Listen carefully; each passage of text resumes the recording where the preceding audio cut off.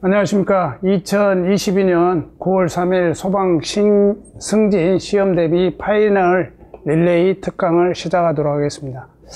오늘 수해도 있고 코로나도 확산되다 보니까 많은 인원이 좀 참석을 해서 제 특강을 들어줬으면 했는데 여러 가지 사정상 많지 않은 것 같습니다. 그래서 여러분들하고 지금 특강을 할 건데 제가 준비한 거는 모든 책들이 보면 요약이라든가 모의고사라든가 이런 건 잘 돼 있던데 최근 개정 법령 부분들을 반영된 책들은 대부분이 없더라고요. 그래서 여러분들한테 무엇을 해드리는 게 가장 파이널 특강으로 괜찮을까 하고 생각을 하다가 최근 개정 법령들, 그러니까 2020년 이후에 개정된 법령들을 하고 그 다음에 거기에 관련된 모의고사 3회분을 준비를 했습니다. 그래서 이 부분들은 여러분들이 이제 전반적으로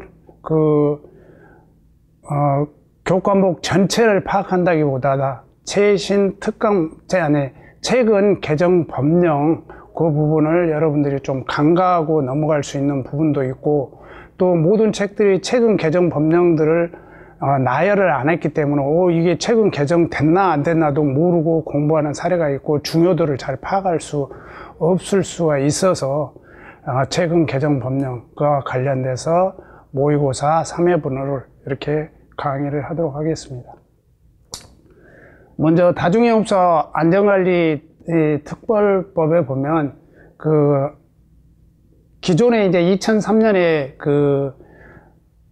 소방법이 4개의 법으로 분법화 되면서 여러 가지로 이제 분법화가 됐죠. 그래서 소방시설 설치 유지 안전관리에 관한 법률이 화재 예방법안이 포함해 가지고 법률이 분법화되고, 또 화재 예방 소방시설 설치 유지 안전관리에 관한 법률에서 또 다중특별법하고 또 다른 법률들이 분법화 됐는데, 요번에 2021년 11월 30일 날 2개의 법률로 다시 분법화가 이루어졌습니다. 이건 시험 범위에 해당되지는 않지만 여러분들이 이제 소방 공무원이니까 알아야 될 사안입니다. 그래서 이 화재 예방 부분과 소방 시설 부분이 같이 분법화돼서 이루어져서 올해 12월 1일부터 시행된다는 건 알고 계시면 될 것 같고, 다중특별법에서 보면 이제 화재 특별조사라고 나옵니다. 근데 그게 내년 12월 1일부터는 용어 자체가 소방안전조사로 바뀐다고 생각하시면 될 것 같습니다. 두 번째로 타법이 개정되면서 평가대행자 등록 결격사유 부분이 바뀌었습니다. 그래서 피성년 후견인, 피한정 후견이라고 종전법에는 돼 있었는데 지금은 피한정 후견인은 없어지고 피성년 후견인만 결격사유에 해당되고, 두 번째로 이제 심실상실자라든가 알코올 중독자라든가, 그리고 대통령이 정하는 사항이 추가적으로 평가대행자 등록 결격사유에 해당된다는 거, 이걸 파악해 두시고 시험에 혹시 나오면은 피한정 후견이로 나오면 틀린 답이 되겠습니다. 그리고 대통령령이 정하는 정신적 제약이 있는 자는 나중에 시행령 개정사항 내용에서 다시 설명을 드리도록 하겠습니다. 그리고 세 번째로는 소방청장이 어떤 다중이용업소 휴업이라든가 폐업이라든가 사업자 등록 말소 사실을 확인하기 위해서 세무서장에게 자료를 요청할 수 있는 근거 법령이 신설이 됐습니다.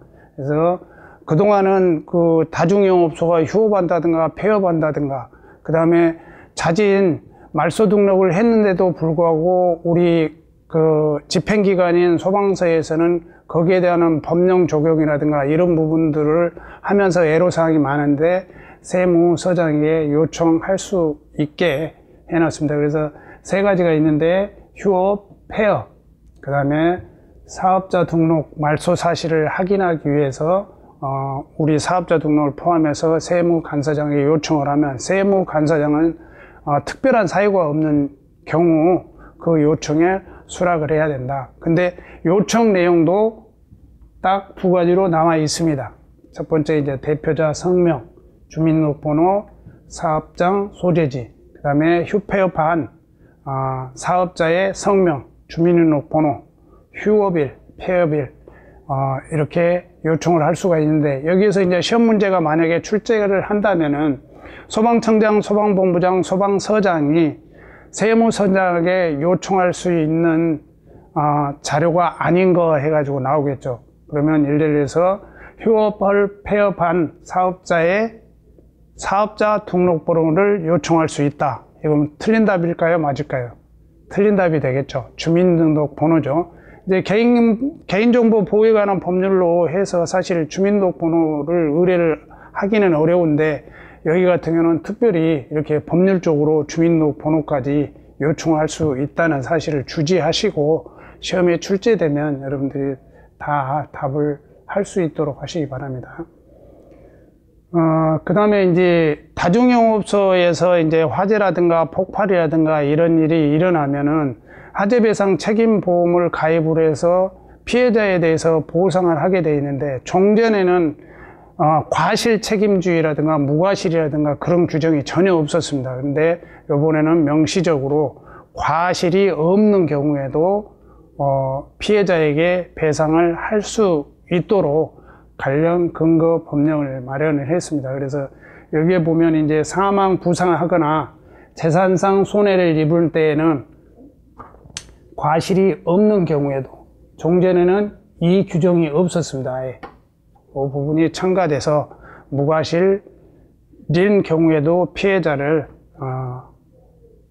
보상을 할 수 있도록 규정이 바뀌었다는 것 알고 가시면 되겠습니다. 다음은 그 5번째, 화재 위험 평가 결과에 따른 조치 명령 대상이 확대됐다는 것. 종전에는 다중이용 업주에게만 조치 명령을 내릴 수가 있었는데, 그 대상물마다 상황이 다르고 소유라든가 관리라든가 이런 게 다른데, 다중이용업소 업주에만 조치명령을 내리는 게 합당하지 않은 부분도 있고, 또 건건마다 약간씩 다른 부분이 있어서 다중이용업주와 관계인까지도 조치명령 대상이 확대됐다는 거 알고 가시면 될 것 같습니다. 그래서 여기서 관계인이라면 소유자, 관리자, 점유자를 의미합니다.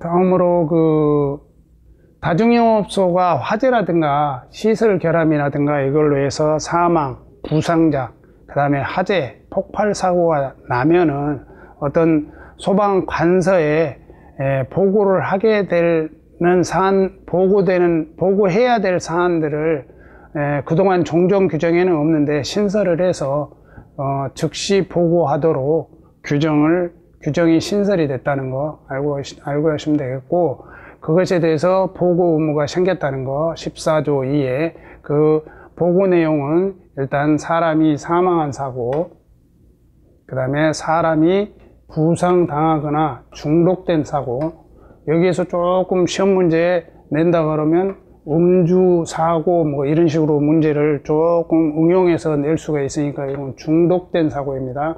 그 다음에 화재 또는 폭발 사고, 그 다음에 여기에는 이제 대통령령이 정하는 사고라고 그랬는데, 그거를 이제 갖다 쓰면은 비상구에서 사람이 추락한 사고가 되겠습니다. 이런 경우에는 다중이용업주는 소방본부장, 소방서장에게 그 사실을 즉시 보고해야 되는데, 그 보고에 대한 절차와 필요한 사항은 대통령령으로 정해져 있다. 이 사항은 호수를 하겠습니다. 그리고 이러한 사안들에 대해서 보고 의무를 이행하지 않은 경우 어떻게 할 건가, 이 부분도 법에 신설이 됐습니다. 그래서 300만 원 이하의 과태료를 부과하도록 되어 있는데, 나중에 이제 호수는 하겠지만 개별 기준으로 따지면 안전사고 또는 즉시 보고를 하지 아니하거나 거짓으로 한 경우에는 개별 기준에는 200만 원의 과태료, 200만 원입니다. 과태료 200만 원을 부과한다. 이렇게 법령이 신설됐으니까 시험에 출제가 되면 꼭 마치시기 바랍니다.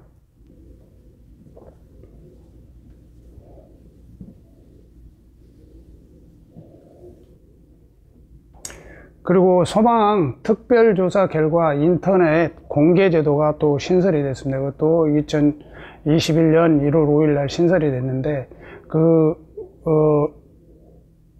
우리 이제 소방관서에서 소방 특별조사를 하면은 뭐 홍보를 한다든가 그런 차원에서 어떤 인터넷에 공개도 하고 홍보도 하고 있잖아요. 그런 사람들이 근거법령이 없이 무한정하면은 다중영업주가 크레임을 걸면은 좀 난감한 부분들이 있어서 근거법령을 마련한 것입니다. 그래서 인터넷 공개할 수 있는 부분들이 다중영업주의 상호나 주소, 그 다음에 안전시설 등의 유지관리 상황, 그 다음에 피난, 방화구역 및 방화시설 유지관리 현황, 그 다음에 그 밖에 대통령령으로 정하는 사항이 있는데, 그 밖에 대통령령으로 정하는 사항은 법이 개정됐으니까 시행령도 당연히 개정되어 있겠죠. 이 부분은 후수를 하겠습니다. 그리고 이것에 대한 방법이라든가 필요한 사항은 대통령령으로 정해져 있는데, 이 부분도 시행령 개정 사항을 설명을 하도록 하겠습니다.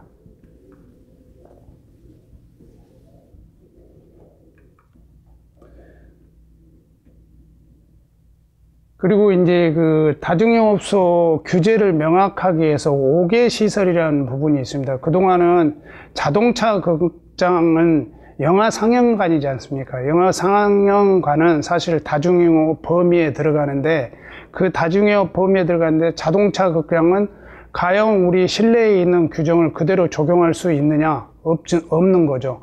그래서 그동안은 소방청 지침에 의거해서 5개에 있는 자동차 극장은 제외했습니다만은, 이번에는 명시적으로 이 영업을 5개 시설 또는 5개 장소에 하는 경우에는 그 영업을 제외한다고 이 단서가 신설됐음을 알고 가시기 바랍니다.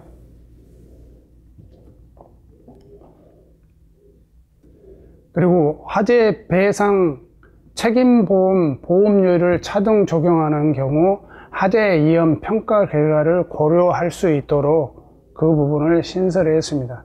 그동안 이제 종전에는 1번, 2번, 4번, 5번만 요일 산정을 적용을 할 때 했는데, 이번에는 화재 위험 평가 결과도 반영할 수 있도록 했고, 또 소방청장은 보험회사가 보험료율을 잘 적용할 수 있도록 하기 위해서 매년 1월 31일까지 위험성 평가 결과와 법령 위반 현황, 그 다음에 안전관리 우수 업소 현황을 통보를 하도록 법이 신설이 되어 있습니다. 그래서 이 부분에 있어서 화재 위험성 평가 결과, 이 부분이 신설됐다는 거, 이거는 여러분들이 꼭 기억해 주시고, 지금 이런 부분 같은 경우는 시험 문제에 참 출제되기가 좋은 지문들이 돼 있기 때문에, 여러분들은 화재 위험 평가 결과가 보험료율 적용에 신설돼서 적용된다는 건 꼭 기억해 주시기 바랍니다. 그 다음에 공유경제 활성화에 따른 식품위생법 개정사항에서 여러분들 보면은 다중영업 범위에 보면 휴게음식점과 제과점과 일반 음식점 부분이 있었죠. 그래서 그 일반 음식점 중에 지상 1층이나 지상과 직접 접하는 층 외의 층에는 100제곱미터 이상인 경우, 지하층은 66제곱미터 이상인 경우에는 다중영업 범위에 들어간다고 했는데, 이것도 작년 12월 30일 날 공유경제 활성화에 따른 식품위생법 개정에 따라 공유 휴게음식점이라든가 제과점 영업은 다중영업 범위에 신설됐다는 거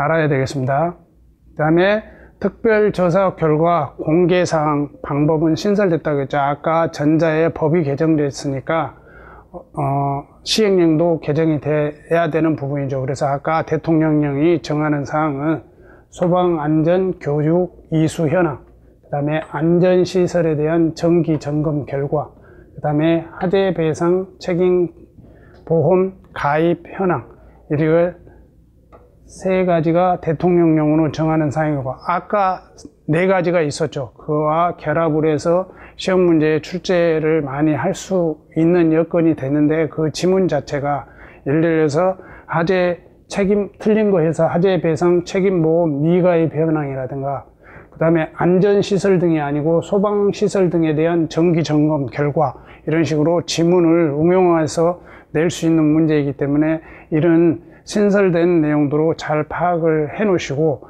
그 다음에 특별조사의 공개 방법이 있는데, 그 공개 방법은 해당 조사를 실시한 날로부터 30일 이내에 소방청, 시도 소방본부, 소방서의 인터넷 홈페이지에 60일 이내의 기간 동안 게시의 방법으로 해야 된다. 이런 부분도 기간이 정해져 있기 때문에 그 기간에 대한 박스형 문제로 가로놓기 문제가 나올 개연성이 많이 있습니다. 그리고 3자의 공익에 침해한 경우에는 공개할 수 없다. 이 신설 규정도 여러분들이 잘 기억해 놓으시고 이번 시험에 반영될 개연성이 굉장히 많습니다.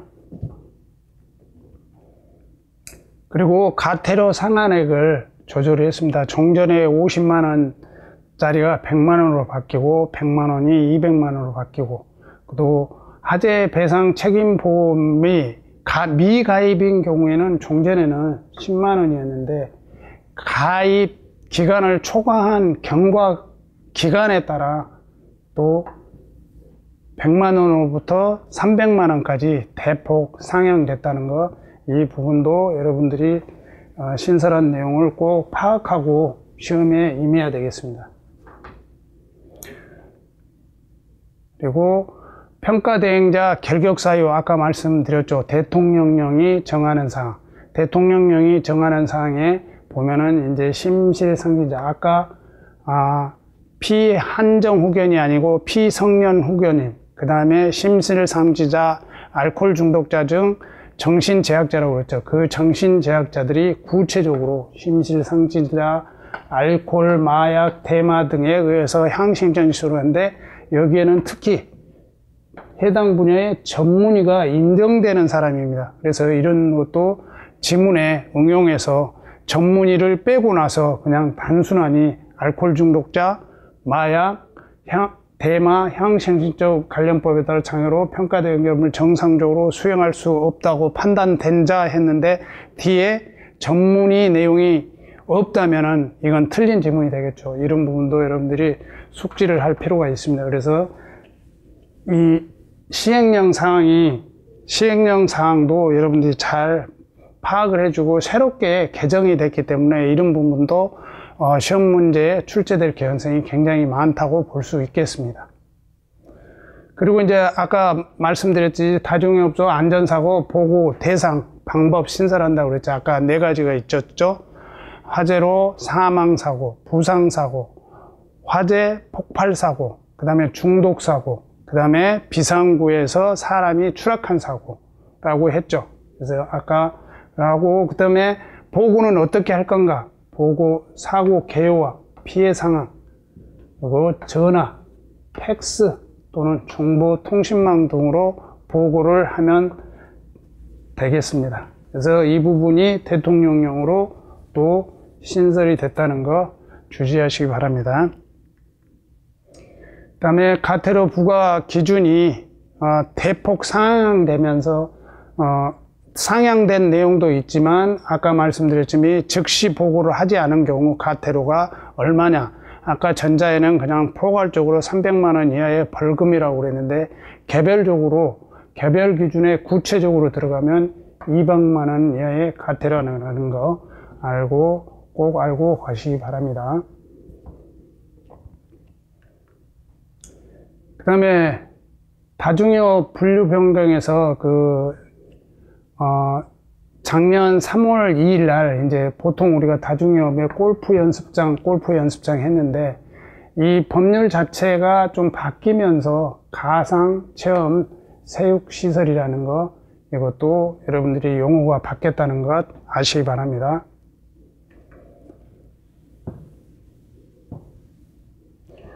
다음은 아까 법령 개정사항에 관련된 시행규칙 개정사항에 대해서 설명을 드리도록 하겠습니다. 그래서 다중이용업 행정안전보령이 정하는 다중이용업 범위가 확대가 됐습니다. 그래서 최근 들어서 이제 TV에서도 그런 건 나오지만 방탈출 카페라든가 만화 카페업이라든가 키즈 카페업들이 이제 계속 이게 생기면서 신종 다중이용업으로 범위가 확대됐다는 거. 그래서 지금 기존에 있는 행정안전부로 정하는 업, 이렇게 전화, 화상 대함업, 콜라 택업 이런 업 이외에 방탈출이나 키즈 카페업, 만화 카페업이 추가됐다는 내용, 꼭 이거는 숙지하시고 가셔야 되고, 이거는 지금 불과 얼마 안 돼서 2022년, 그러니까 올해 6월 8일 날 지금 시행되고 있습니다. 그래서 시험 문제에 과연 이 최근 법령까지 반영이 될지는 모르겠지만 이 정도 선이면은 반영될 가능성이 많다, 이렇게 판단이 됩니다. 그래서 다중이용업에서 행정안전보령이 정하는 업이 아닌 거, 이런 식으로도 시험 문제가 나올 수 있겠죠. 그래서 여기에 보면 방탈출 카페업, 키즈 카페업, 만화 카페업이 추가되면서 전체적으로 전화방업, 화상대함업, 수명방업, 콜라택업 6가지가 이렇게 행정안전부로 정하는 업으로 되어 있으니까 다음 중 행정안전보령으로 정하는 다중이용업 범위에 해당되지 않는 거, 그러면 여기에 고시원업을 넣는다든가 그 다음에 산후조리업을 넣는다든가 하면 그게 답이 되겠죠. 그리고 또 한 가지는 새롭게 방탈출 카페와 키즈 카페와 만화 카페업이 새롭게 신설되면서 법문에는 무슨 법에 의해서 어떤 것, 몇 호에 정하는 거 이렇게 돼 있는데, 이걸 풀었으면 아까 얘기했죠. 기타 유언시설 및 실내 공간에서 13세 미만의 어린이에게 놀이를 제공하는 영업, 이런 걸 키즈 카페라는데, 키즈 카페업은 3가지가 있습니다. 그래서 이런 부분들은 12세로 바꾼다든가, 그 다음에 휴게 음식점 영업으로서 실내 공간에서 어린이에게 놀이를 제공하는 부수적으로 음식을 판매 제공하는 영업인데, 여기에서 휴게 음식점이 아니고 일반 음식적으로 약간 응용해서 시험 문제 지문을 응용해서 낼 수도 있겠죠. 이런 부분들. 그리고 키즈 카페와 만화 카페를 섞어서 지문을 만들어서 또 시험 문제에 출제가 가능하겠죠. 이런 부분들을 제가 문제를 만들어서 다음 모의고사에 반영을 했습니다.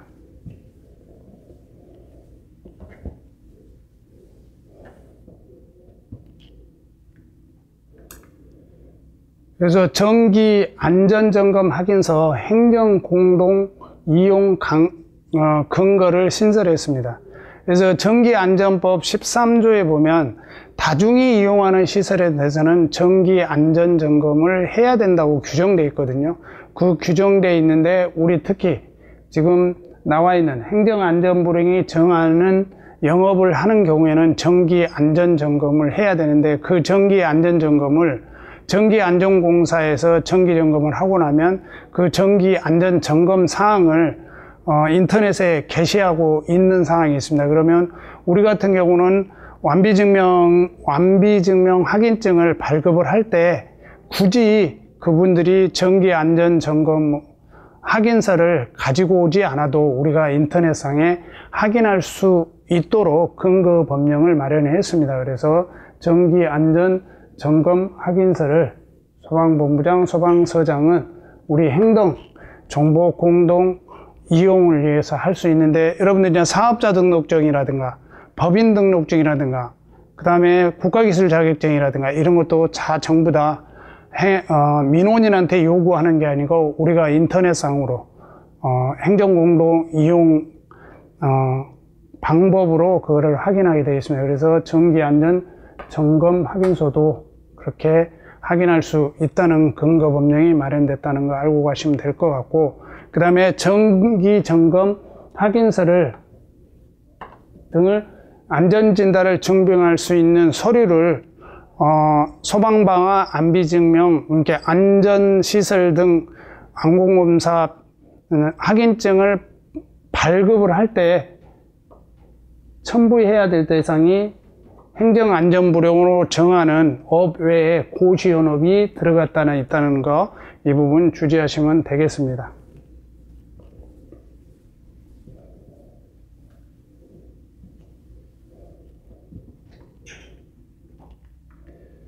다음은 이제 비상구 설치 기준이 좀 미비점을 보완을 했는데, 그 비상구가 다양한 형태로 비상구가 형성이 되어 있는데, 그 부분을 기존에 있는 종전의 법들을 보면 그냥 단순하니 반대 방향에 설치하고 긴 변에 2분의 1 이상 떨어진 위치에 설치할 것 해가지고, 이게 다양한 형태의 영업장에 적응이 좀 어려워서 그 부분들을 탄력적으로 적용하기 위해서 두 가지로 나눠놨습니다. 그래서 가장 긴 대각선 길이나 가로 또는 세로 길이 중에 가장 긴 길이의 2분의 1 이상 떨어진 위치에 설치할 것 했어요. 이게 가장 긴 대각선 길이 또는 가로 또는 세로 길이 중 가장 긴 길이의 2분의 1 이상의 비상구를 설치하면 되는 걸로 약간 탄력적으로 개정됐다는 거, 그건 여러분들이 좀 숙지해 주시면 되겠습니다.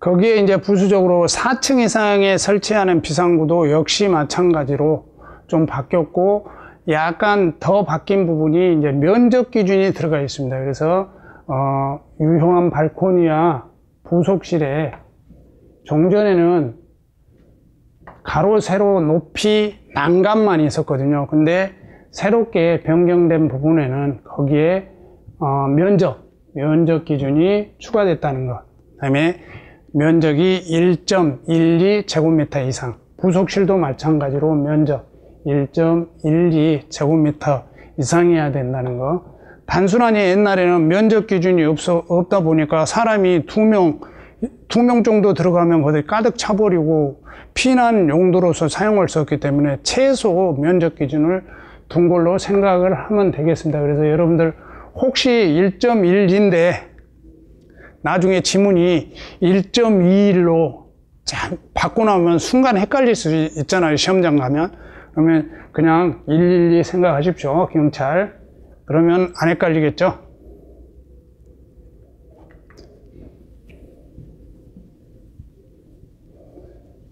자, 이때까지 법령 개정사항들에 대해서 이제 설명을 드렸고, 거기에 부수적으로 이제 문제를 만들어서 12문제씩 3회분을 풀어보도록 하겠습니다. 그래서 여러분들이 이제 일일이 이렇게 보고 풀어보면 좋을 듯 하지만, 제가 이제 설명을 하면서 간략간략하니 풀어가고, 좀 지엽적인 문제 같은 건 바로바로 넘어갈 거고요. 그 다음에 조금 생각을 요하는 문제들은 제가 설명을 드리면서 문제를 풀도록 하겠습니다.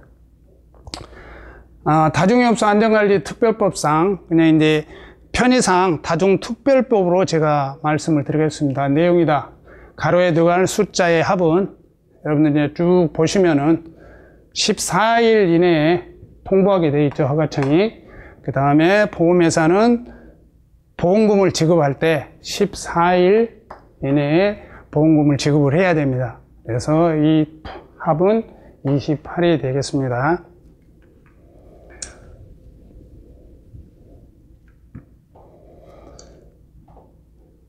(15번) 다중이용업소의 안전관리 특별법 시행규칙상 발급받는 안전시설 안비증명을 재발급받아야 될 경우에 안전시설 안비증명 이전에 발급받은 안전시설 안비증명서를 첨부하여 소방본부장, 소방서장에 제출해야 되는 경우로 옳은 것, 옳지 않은 것 했죠?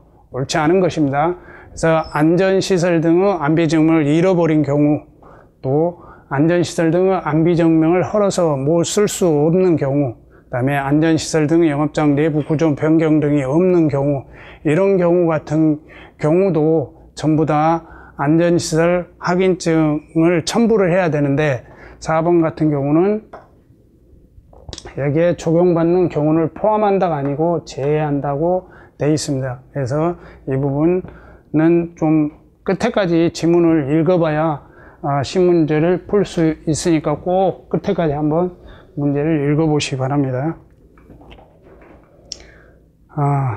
다중특별법상 영업장의 위치가 4층 이하인 경우 비상구 설치 유지 기준이다. 다음 판칸에 들어갈 단어 또는 숫자가 바르게 연결된 것. 근데 4층 이상의 비상구에는 여러분들 부속 설비를 설치하게 되어 있죠. 비상 개방 경보장치, 쇠사슬, 로프, 그 다음에 난간의 높이는 122 기준이 있거든요. 그 부분은 가로놓기로 이렇게 나온 거니까 4번이 답이 되겠고요. 이런 부분들도 여러분들이 숫자를 명확히 기억해 주시기 바랍니다.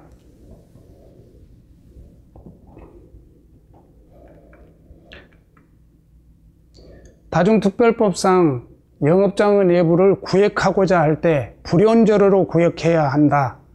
이 경우 반자소, 그러니까 여러분들 천정과 반자는 아시죠?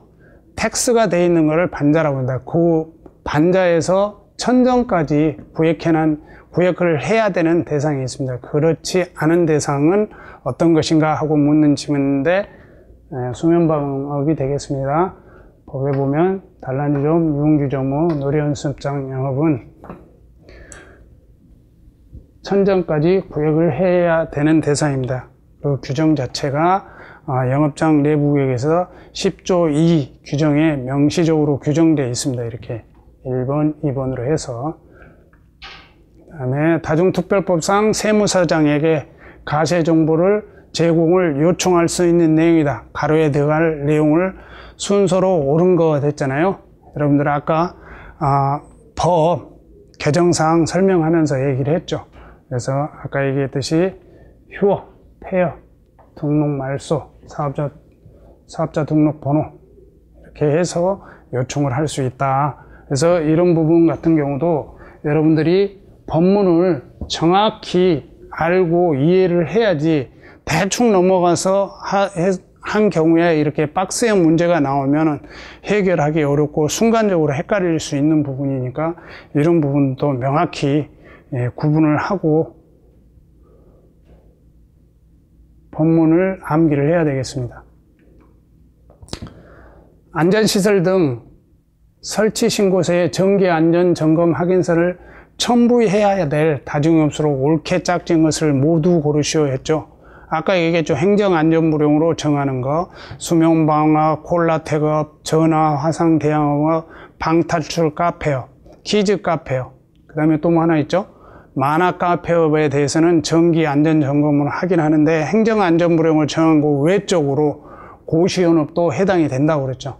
그래서 여기 신종으로 들어있는 2번에 만화 카페업, 방탈출 카페업만 해당인지 여기 같은 경우는 산후조리업 해당이 없죠. 그 다음에 여기는 전체가 해당이 없습니다. 그 다음에 여기는 안마시술소가 해당이 없고 그래서 답은 2번이 되겠습니다.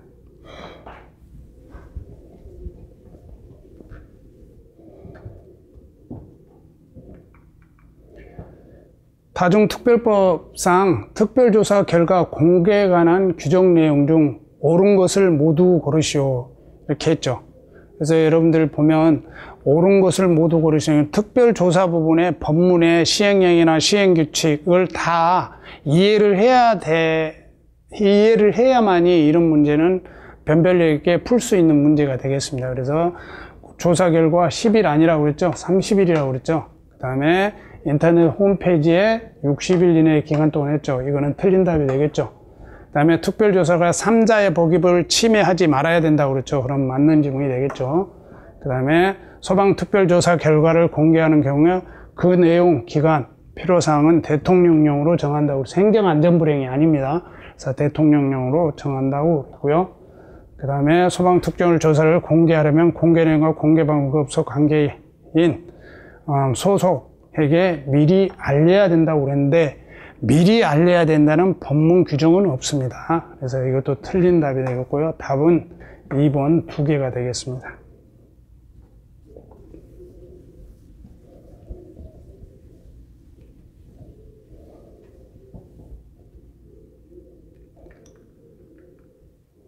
다중특별법에 따른 규격에 대한 연결이 잘못된 거. 근데 여러분들이 이제 다중이업 안전시설 등에 대한 내용들에 쭉 보면 규격의 내용들이 꽤 나오잖아요. 그런 규격에 대한 내용인데 그 규격에 대한 내용도 여러분들도 정리를 해야 헷갈리지 않습니다. 그래서 화재배상 책임보험 가입 표지 지름 잘못된 거라고 그랬죠. 이거는 120이죠. 나머지는 다 맞는 지문이 되겠습니다. 그래서 답은 1번이 되겠습니다. 그래서 사실 한 문제를 풀어본다기보다 제일 중요한 거는 이렇게 정리를 해서 여러분들이 암기를 해놓고 시험장 가면 바로바로 그 문제를 해결할 수 있는 능력을 키우기 위해서 이 문제를 출제를 했습니다. 그래서 화재 책임보상 표준은 지름 120, 안전관리 우수업소 표준은 450에 300, 비상구는 75에 150, 고시원의 창문은 50에 50, 이렇게 명확히 여러분들이 규격도 정리할 필요가 있다라고 말씀을 드립니다. 소방청장은 보험회사가 보험료율을 차등 적용할 때 활용할 수 있도록 자료를 매년 1월 30일까지 통보해야 될 항목이 3가지 있었죠. 그 3가지가 뭐였냐?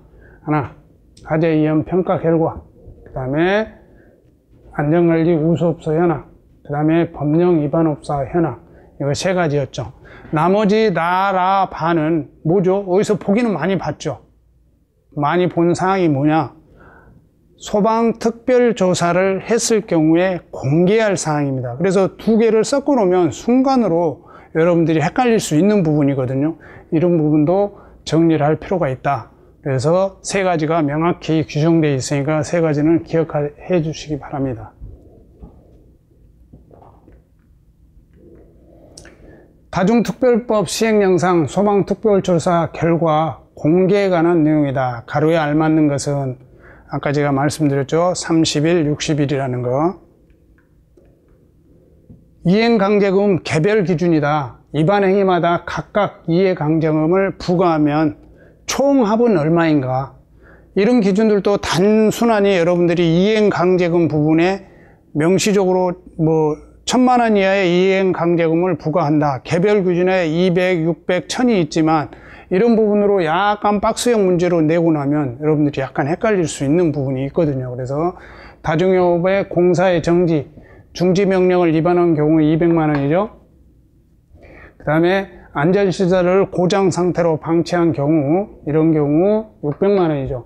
나머지 다라는 다 1000만 원이 해당되겠습니다. 그러면 전체적으로 총 합은 얼마다? 2800이 되겠습니다. 그래서 이런 식으로 요즘에는 응용하는 문제가 그냥 단순하니 지역적인 문제보다 전체를 이해를 하고 해야 되는 문제들이 자주 출제되기 때문에 이러한 응용적인 문제들, 그리고 한 가지만 생각하는 게 아니고 2가지, 3가지를 생각해야만이 문제를 풀 수 있는 문제들이 많이 출제되기 때문에 이런 연습이 필수 불가결하다고 할 수 있겠습니다. 다중특별법상 정기점검과 보관에 관한 내용이다. 가로에 내용으로 옳은 것 했는데 다중특별법에 보면 보관하는 게 3가지가 나옵니다. 3가지가 나오는데 한 가지는 다중특별법 안전관리 정기적으로 안전시설을 점검하면 그거는 1년간 보관을 해야 되겠죠. 그 다음에 평가대행자, 화재평가대행자가 준수해야 할 사항으로 화재평가 결과 보고서를 몇 년간 보관해야 되냐? 2년간 보관을 해야 됩니다. 그리고 안전관리 우수업소를 선정하기 위한 요건 중에 자체 계획을 수립하여 종업원의 소방교육 또는 소방훈련을 정기적으로 실시하고 공표일 기준으로 3년 동안 기록을 보관하고 있어야 된다고 규정하고 있습니다. 그러면 이것도 지금 전체적으로 문제를 믹싱해 가지고 낸 문제잖아요. 그러니까 단지 지역적으로 1년, 2년, 3년이 중요한 게 그런 식으로 문제를 낸 게 아니고 문제를 종합해서 내고 있습니다. 그래서 답은 1년, 2년, 3년이 되겠습니다. 자, 이제 2회 모의고사 12문제를 풀어보도록 하겠습니다. 다중특별법상 안전관리를 위한 안전점검자의 자격으로 옳지 않은 거 했는데, 다중특별법에 보면은 안전점검을 분기별로 1회 이상 하게 돼 있죠. 근데 그 안전점검을 누가 해야 되냐? 그 자격 기준이 되겠습니다. 그래서 해당하는 다중이업주 당연히 되겠죠. 그 다음에 해당 업종의 종업원 중 이 업무를 기능자, 소방설비기사 또는 소방산업기사 자격을 취득한 자, 그 다음에 종업원 중 소방안전관리자 자격을 취득한 자, 소방시설 관리업자가 있는데, 여러분들이 이런 부분도 법문을 명확히 보지 않으면 시험장 가면 분명히 틀릴 확률이 많습니다. 그래서 해당 업종의 종업원 중에 이 업무를 기능장은 해당이 없습니다. 그래서 이 업무 기능장이 또 하나 들어가서 여러분들이 시험장 가면 헷갈리게 만들어 놓은 거죠. 그래서 이런 부분들은 이 업무 기능장은 해당이 없다. 그래서 답은 2번이 되겠습니다. 다중이업주가 하재배상 책임보험에 가입하지 않은 기간이 110일을 경과했을 때 가태료 부과 처분 금액으로 맞는 거 했는데, 이 부분은 요번에 아까 제가 전자에 설명을 했듯이 가태료 금액이 상향되면서 미가입자는 10만 원이었는데 미가입 기간에 따라 100만 원에서 300만 원까지 늘어난다는 거죠. 해설을 먼저 보시면, 자, 아까 같은 경우는 110일이면 60일을 초과한 기간이죠. 그러면 여기에서 180만 원을 기준으로 해서 110일이면 얼마예요? 110일은 60일, 110일은 50일이 경과한 거죠. 그러면 3만 원씩 50일, 3, 5, 15면 350만 원이 되겠네요. 내 최대 상한이 300만으로 규정하고 있기 때문에 답은 300만 원이 되겠고요. 이 부분에 있어서 시험 문제를 응용해서 여러 가지 문제를 출제를 할 수 있겠죠. 60일짜리도 있고 55일이 경과됐다고 하면은 금액 전체는 다 다르겠죠. 일자에 따라. 단지 300만의 범위를 110으로 제가 시험 문제를 출제한 부분이 그게 최고 한도고, 그 외적으로 보면 이제 예를 들어서 45일을 초과했다. 그러면 요 사이죠. 요 사이. 그러면 120만 원 플러스 45일, 15일 곱하기 2만 원 하면은 얼마예요? 30만 원이죠. 그 다음은 150만 원이 되겠죠. 이런 식으로 충분히 문제를 어떤 계산적인 문제까지 포함해서 낼 개연성이 많다. 그래서 이 부분은 여러분들이 이 표만큼은 충분히 숙지를 해야 된다. 그리고 애행 연습을 하시라. 33일, 45일, 50일, 52일 지났을 때 가태료가 얼마다 해서 한 번씩 풀어보시기 바랍니다. 이런 문제는 출제될 개연성이 굉장히 많다고 볼 수 있겠습니다.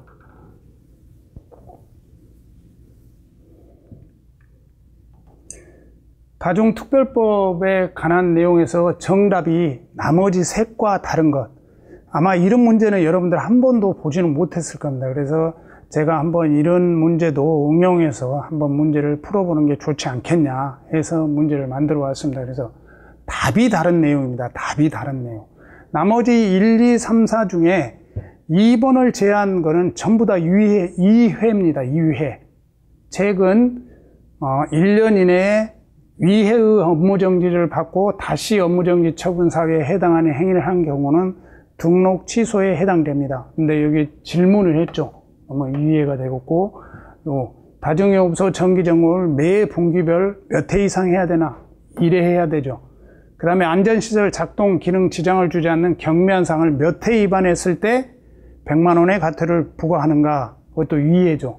나머지 4번도 이해가 되겠습니다. 그래서 여기서 정답이 나머지 셋과 다른 거, 그러면 2번이 정답이 되겠죠. 이런 문제도 응용해서 충분히 나올 수 있다고 생각하고 법문들을 외우고 암기를 하고 이해를 하셔야 될 것 같습니다.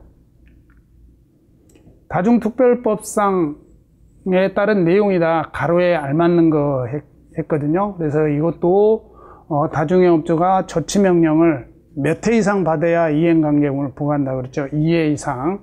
그 조치가 경우에 고발된 사실을 포함한다. 인터넷에 공개에 관한 내용이네요. 조치명령을 이행받고도 이행하지 않은 경우 공개할 수 있다는 규정이고, 그 다음에 다중이업주 및 종업원은 신규교육 또는 직전교육을 받은 날부터 마지막 달 2년 이내에 1회 이상 보수교육을 받아야 된다. 이렇게 박스형 문제로도 출제가 된다. 다중이용소 안전관리 특별법상 규격에 대한 연결이 잘못된 거였는데, 아까도 규격에 대한 문제를 제가 출제를 한 문제를 냈었죠. 근데 여기에서는 비상구에 대한 규격을 명확히 이해하지 않으면 풀 수 없는 문제, 그렇게 문제를 출제를 한번 해왔습니다. 발코니 기준은 아까 얘기했죠. 법이 새롭게 개정되면서 면적 기준이 들어간다고 그랬죠. 그래서 면적 기준이 다 들어갔는데 75에 150은 누구나가 다 알고 있는 내용이고, 난간의 높이는 100이나 사용이라고 했습니다. 그다음에 피난 통로 폭도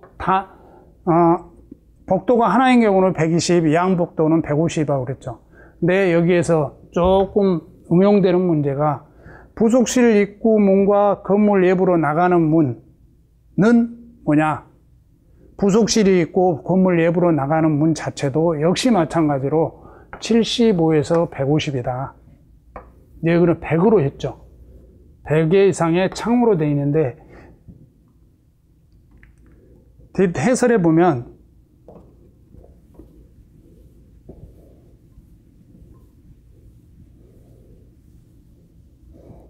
아까 부분하고 제가 규격 부분을 요점 정리한 게 조금 다르죠.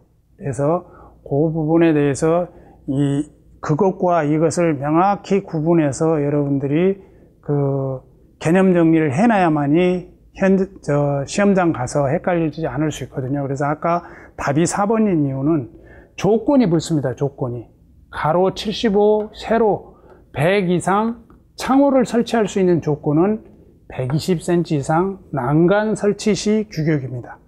그래서 그 조건이 전혀 제시하지 않은 상황에서 문제를 냈기 때문에 아까 100이라는 사이즈는 사실 안 맞는 정답이 되겠습니다. 그래서 이 부분은 한 문제를 해결하는 그런 것보다는 지금 요점 정리된 이 자체를 여러분들이 개념 정리를 충분히 하시고, 아까 표에 있는 내용과 가서 믹싱을 해서 규격에 대한 부분은 거의 망라됐다고 볼 수가 있습니다. 그러니까 이 부분은 여러분들이 이해를 해 주시기 바랍니다. 정리를 해 주시기 바라고. 다중특별법의 각종 일자를 나타낸 것이다. 기억과 디귿까지 가로 안에 들어갈 숫자를 모두 더한 값은 얼마인가. 그래서 여러분들이 이제 보험회사 관련이라든가 뭐 우수업소 표지 발급이라든가 그 다음에 이런 기관들이 있죠. 그 기관들에 대한 건데, 여기에서 보면 75일이고 그 다음에 30일, 그 다음에 1개월, 이걸 합하면 106이 되겠죠. 그래서 이런 식으로 제가 일일이 설명을 하고 읽으면은 시간이 많이 걸릴 것 같아서 답만 지금 칭하고 있는데, 여러분들이 이제 이런 부분들은 캡처해서 보든지 확대해서 보시면 될 것 같습니다. 정지해서 일시. 이런 식으로 또 문제가 출제될 개연성이 많고, 요새 추세가 이런 식으로 문제가 많이 출제가 되고 있더라고요. 다중특별법상 영업장 위치가 4층 이하인 경우 비상구 설치 유지 기준이다. 다음 빈칸에 들어갈 숫자가 바르게 연결된 것 했죠. 아까 이제 계속적으로 규격에 대한 문제를 얘기를 했죠. 그래서 여기에 보면 다만 아까 얘기했죠. 120m 난간이 있는 경우에는 난간이 있는 발판을 설치하고 건축물 연합 문의 규격과 재질을 가로 75cm 이상, 100cm 이상으로 설치할 수 있다. 이렇게 규정된 사안. 그러니까 여러분들 숙지하면 될 것 같고요. 그래서 규격에 보면 이제 75, 150, 그 다음에 120cm. 아까 이게 이제 시험 문제에 나오는 거죠. 발판을 설치하고, 그 다음에 75cm 이상, 100cm 이상으로 창호를 설치할 수 있다. 이 단서 규정을 가로에 내서 문제를 출제한 것입니다. 자, 21번. 다중이용소 특별법상 비상구와 출입문을 불연재료로 설치할 수 있는 경우에 해당하지 않는 거 했는데, 이제 다중이용소 비상구는 지금 뭐 법이 좀 바뀌긴 했지만 갑종방음이나 을종방음을 설치를 하게 돼 있었죠. 근데 그렇지 않고 불연재료를 설치할 수 있는 조건이 돼 있습니다. 그래서 주요 구조부가 내화 구조가 아닌 경우, 내화 구조가 아닌데 굳이 방화문을 갑종 방화문을 설치할 필요 없죠. 건물이 타고 있는데 건물이 먼저 타는데 방화문은 갑종방문 할 필요 없죠. 아닌 경우. 그 다음에 구조상 비상구 또는 주된 출입구 문이 지표면과 지상 1층에 있는 경우, 그 다음에 지상으로 통하는 직접에서 피난이 쉽게 할 수 있는 부분들, 그런 부분들에 대해서는 제외하고 있고, 비상구 또는 주출입구 문이 피난계단 특별피난의 설치 기준에 따라 설치해야 하는 문이 아니거나 방화구역이 아닌 곳에 위치한 경우 1번, 2번, 3번은 불연재료로 설치할 수 있는 조건이고 4번은 불연재료로 설치할 조건이 해당되지 않다는 거. 답은 4번이 되겠습니다. 다중특별법상 평가대행자 행정처분 개별 기준이 다른 거 했는데, 여러분들이 이제 그 다중특별법을 보면 행정처분 기준이 평가대행자 등록 기준이 유일하거든요. 이런 부분들도 여러분들이 숙지를 해서 해주시기 바라고, 이 부분에 있어서 이제 답은 3번이 되겠습니다만은, 여기에 이제 여러 가지 조건들이 있었죠. 여기 같은 경우는 이제 2년 이내에 업무정지 처분을 받고 다시 업무정지 처분 사이에 해당하는 경우는 등록 취소인데, 1번, 2번, 4번에 대한 거는 1차에는 영업정지 6월, 그 다음에 2차는 등록 취소가 되는 사유가 되겠습니다. 이런 건 이제 암기하기 편하게 시험 장비 없이 허위로 도급받아서 6등 했다, 뭐 이런 식으로 암기를 하면 쉽게 암기가 될 것 같습니다. 그리고 부수적으로 여기와 관련된 행정처분 기준이 여러 가지가 있었죠. 그 기준도 여러분들이 개념을 정리해서 해서 시험에 임하기 바랍니다. 그래서 보시면은 업무정지 6월 3가지가 있다는 거, 그 다음에 아까 3번은 등록 취소 사유라는 거, 다중특별법상 영업장의 내부 피난 통로에 관한 설치 유지 기준이다. 개혁, 니은, 디귿에 들어갈 내용을 바르게 연결한 거, 이것도 확실하니 여러분들 비상구 기준이나 통로 기준이라든가 이런 부분들도 여러분들이 정확히 알고 가셔야 된다, 이거죠. 그래서 답은 4번이 되겠습니다. 네, 3번 이상 구부리지 말아야 되고, 피난 통로 폭은 120 이상이어야 되고, 그 다음에 피난 통로 방향의 경우에 150 이상 설치해야 되고, 이런 기준들, 여러분들 기준 정리를 잘 해 놓으시고 시험에 임해야 되겠습니다.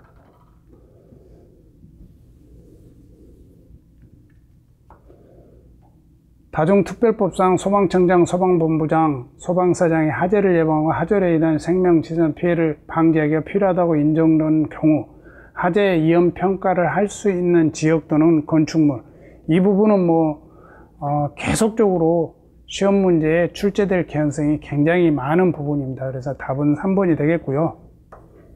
여기 이제 해설을 보시면 요 해설 부분, 실시 대상 지역, 요 부분 3가지는 꼭 여러분들이 개념 정리를 하고 가셔야만이 응용됐을 때 문제를 충분히 해결할 수 있을 거라고 생각합니다. 이거는 굉장히 중요한 사안이니까 요 부분은 해마다 출제된다 생각하시고 공부를 해 주시기 바랍니다.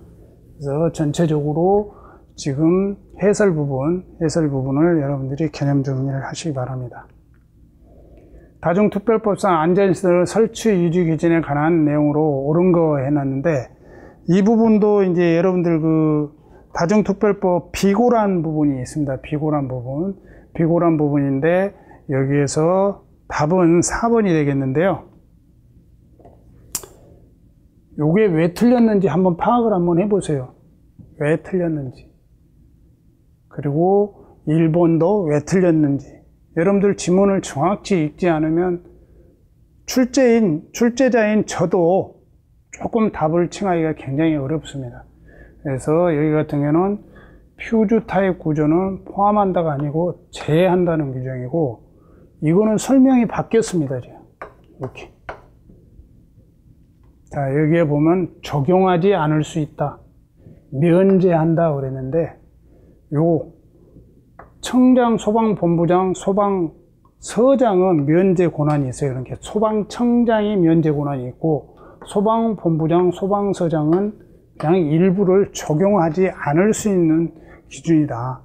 그래서 이런 부분들도 여러분들이 명확히 정리하지 않으면 안 된다. 그래서 해설을 보시면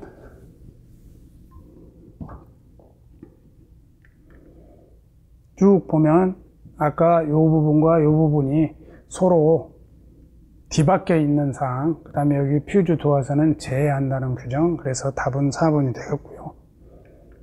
자, 다음은 이제 모의고사 3회, 마지막으로 3회를 풀어보도록 하겠습니다.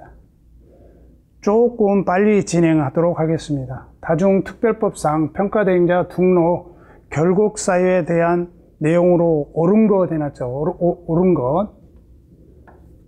자, 아까 피성년 후견인데 피한정 후견이라니까 이건 아니겠죠.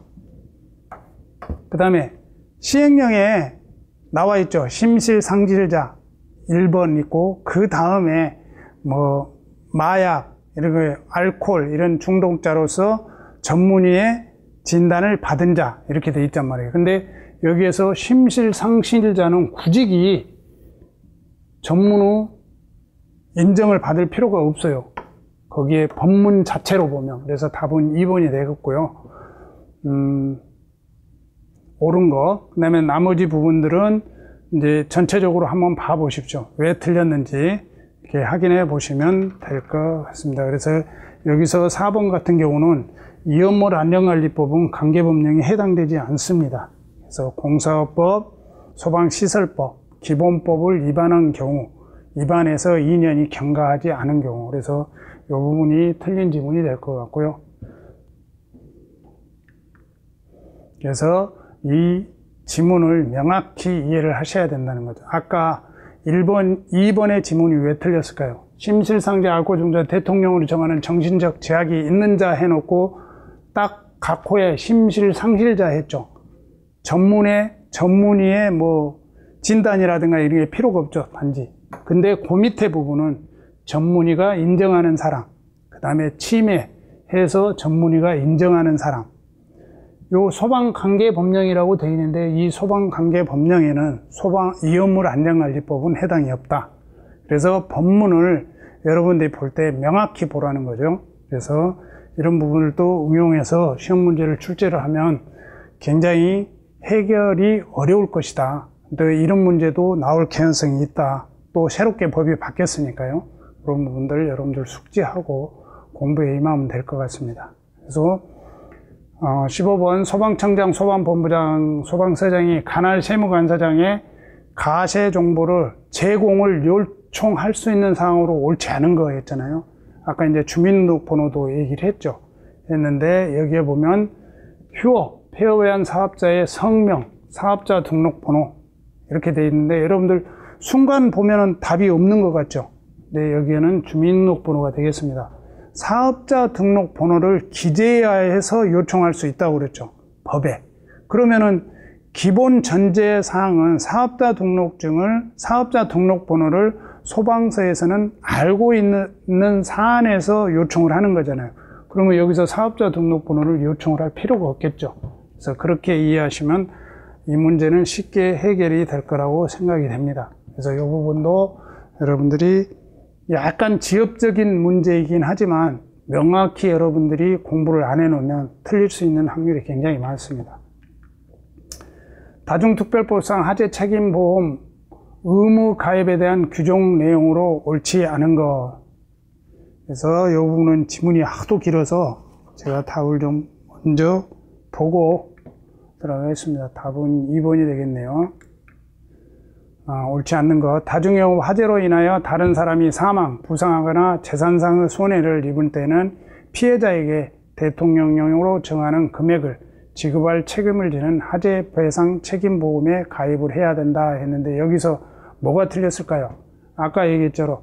과실과 무과실을 얘기했을 때 요 피해자 부분, 여기서 과실이 없는 경우에도 피해자에게 해야 된다 이렇게 규정되어 있습니다. 그 규정된 사안이 여기에 빠져 있기 때문에 2번 법문에 따라 2번이 틀린 지문이 되겠습니다.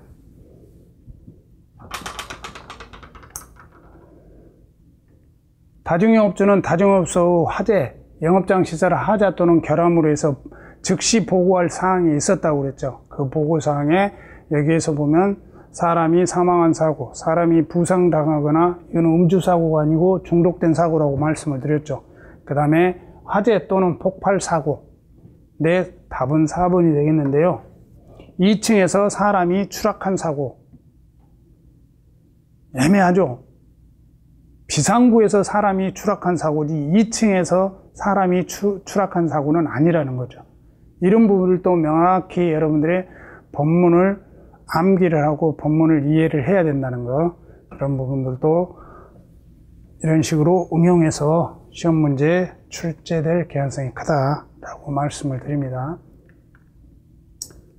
다중특별보상 보험회사가 보험료율을 차등 적용할 경우 고려해야 할 사항 중 옳은 것을 모두 고르시오 했는데, 단순하니 틀린 거 맞는 거 이렇게 하다가 옳은 거 4개를 다 골라야 되잖아요. 그죠? 그러면은 일단은 화재 발생 빈도 당연히 들어가죠. 위험성 평가 결과 들어가죠. 그 다음에 입안업소 현황, 그 다음에 소방안전교육 이수 여부는 이거는 뭐 필요 없죠.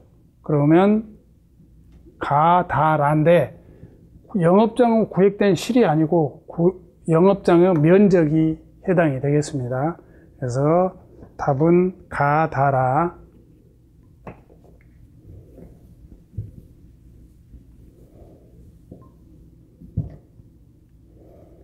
해설을 보시면 1번부터 5번까지는 시험 문제에 출제하기에 참 좋게 보기가 돼 있죠.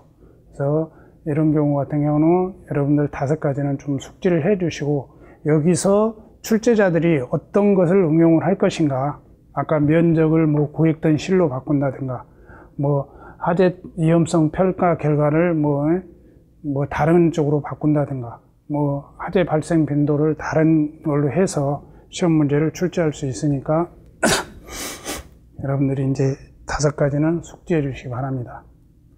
소방청장은 관계중앙행정기관과 미리 협의를 거쳐 화재 위험성 평가 결과 D등급과 2등급에 대해서 화재 발생 시 인명피해가 발생할 우려가 높은 불특정 다수인이 출입하는 영업 중 키즈 카페업에 해당하지 않는 거니까, 아까 제가 이제 그 표를 보면서 설명을 드렸죠. 그래서 이게 신종 다중 영업소가 되겠습니다. 그래서 거기에 방탈출 카페업, 키즈 카페업, 만화 카페업이 새로 신설되는데, 거기에 따른 키즈 카페업과 만화 카페업이 다르다는 거. 그래서 아까 얘기했지만 이제 13세 미만, 그 다음에 뭐 업으로 하는 것으로 어린이 놀이시설을 갖춘 영업, 그 다음에 여기 일반 음식점으로 바꿀 수도 있다고 그랬죠. 휴게음식점으로서 놀이를 제공하는 부수적으로 음료수를 판매, 제공하는 영업이었고, 1번, 2번, 3번은 키즈 카페업에 해당되는데 4번은 만화 카페업에 대한 설명이 되겠습니다. 이런 것도 여러분들이 정확히 업에 대한 종류도 개념 정리를 해야 된다. 그래서 이렇게 문제도 출제될 개연성이 굉장히 높다고 보겠습니다. 그리고 아까 얘기했듯이 그 행정정보 공동이용으로 확인할 수 있는 사항이 아닌 거 아까 얘기했죠. 정기점검 확인서, 법인 등기사항 증명서, 사업자 등록증, 실무경력 증명서는 해당이 없겠습니다. 영업장의 위치가 4층 이하인 경우 비상구 설치 기준, 피난 시에 유효한 발코니를 설치해야 되는데, 그 발코니 규격은 아까 제가 말씀드렸죠. 112, 121 뭐 이런 식으로 문제를 출제할 수 있다고 했죠. 그래서 가로 곱하기 세로 해서 75, 150, 면적은 101.12, 난간의 높이는 100 이상. 그래서 답은 1번이 되겠네요. 그래서 여러분들 이런 부분들도 순간적으로 이렇게 지엽적인 문제이긴 하지만 순간적으로 헷갈릴 수 있는 부분들이 있으니까 이것도 용어를 정확히 이렇게 하고 규격을 좀 정확히 알 필요가 있습니다. 소방청장, 소방본부장 또는 소방서장은 특별조사를 실시한 경우 보기에서 인터넷 등에 공개할 수 있는 내용을 모두 고르시오 했죠. 그래서 아까 여러 가지 내용이 있었죠. 그래서 다중영업소 상호 및 주소, 아까 얘기했죠. 안전시설 등 설치, 유지, 관리 현황이지 소방시설하고 안전시설은 분명히 다릅니다. 그래서 요거는 해당이 없고요. 그 다음에 피난시설, 방화시설 이런 현황 맞고, 하재 평가 대행자 현황 이것도 해당 없죠. 하재 평가 결과를 공개할 수 있다고 그랬죠. 그 다음에 안전시설 등에 대한 정기점검 해당이 되고요. 하재 배상 책임보험 미가입 현황이 아니고 가입 현황이었죠. 그래서 답은 가, 다, 마가 되겠습니다. 이런 식으로 여러분들이 전체적으로 이해하지 않으면 풀기가 좀 까다로울 수 있는 문제가 되겠습니다. 그래서 법문을 여러분들이 공부를 할 때 헷갈리지 않도록 뭐 특별조사 항목은 뭐다, 거기 평가에 대한 뭐 요율 산정을 할 때 소방본부장, 소방서장이 통보해야 될 내용이 뭐다, 지금 이와 같은 내용이 뭐다라는 사안들을 개별적으로 개념 정리를 해놔야 시험장 가면 헷갈리지 않겠습니다. 다중영업 안전관리 특별법상 규정 내용으로 옳지 않은 거 해서 안전관리 우수업소 공표와 갱신 경포는 같다. 맞는 질문이 되겠습니다. 5개 시설 또는 5개 장소의 경우 그 영업은 다중업소에 제외한다.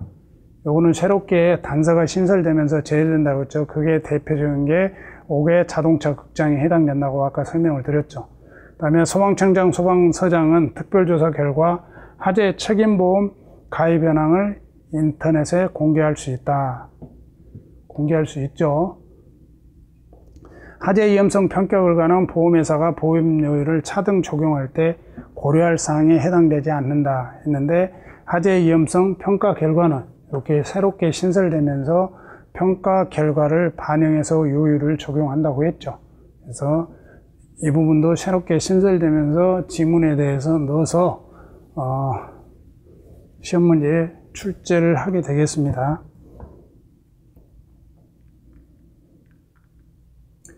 다중업소는 하재 영업장 시설의 하자 또는 결함 등으로 인한 사고가 발생할 경우에 발생한 사실을 소방본부장, 소방서장에게 즉시 보고할 의무를 위반했을 경우에 과태료는 얼마인가? 여기에서는 전부 다 단편적으로 몇만원 과태료, 몇만원 과태료 이하가 안 붙었죠.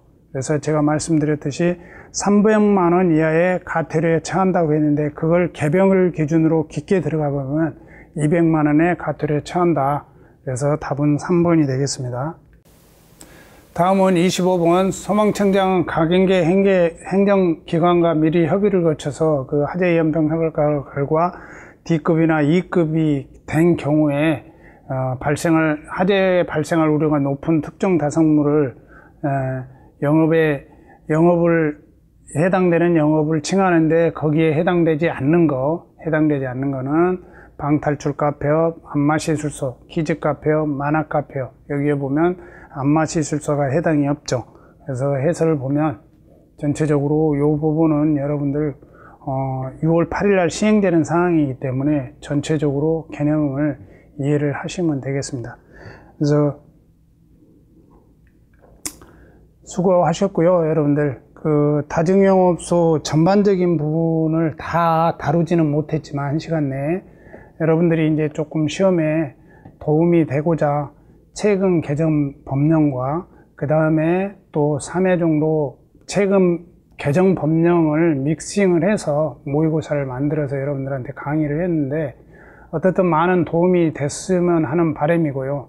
그리고 9월 3일 날 시험에 꼭 합격하시기를 빌겠습니다. 이상 마치도록 하겠습니다.